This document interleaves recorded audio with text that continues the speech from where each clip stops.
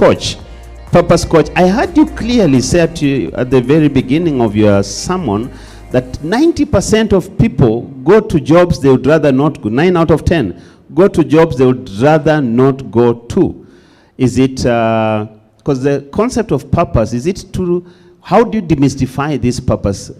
In fact, I would want to ask you this way. Do you have a singular purpose in life? So that if you do not get it, you are a prayer item. I think that's a question I get a lot in purpose coaching. One thing is that every human being is on earth for a reason. And there are 4 facets of purpose that we handle. There is the general purpose of creation, which you can always see it in Genesis 1. Everything created has something, has a meaning. Yeah. We call it universal purpose. Then there's also a purpose for humanity, a human being himself.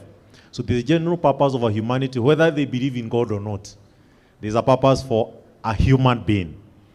There's also a purpose by the divine of the age and the generation that you happen to live into.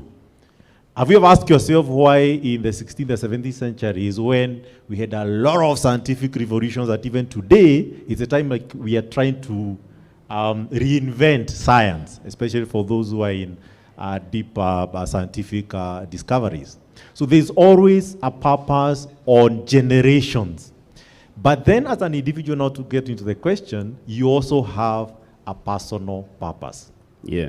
Now, the challenge is that, of course, we are being predisposed to ideologies that put us into more of a survival mode. And I know we know this, and in MBA or management student, you know, you're told you have to meet the physiological needs, the Maslow hierarchy of needs. Apparently, that has made people think you self-actualize later. It's like you're born, then you have to live until the time you self-actualize, maybe when you're 50 years, which is not right.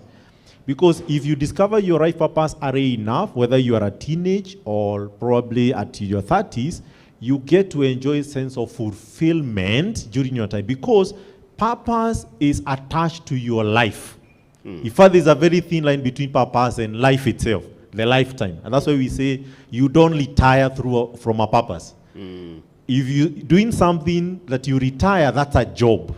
That's not a purpose-led engagement.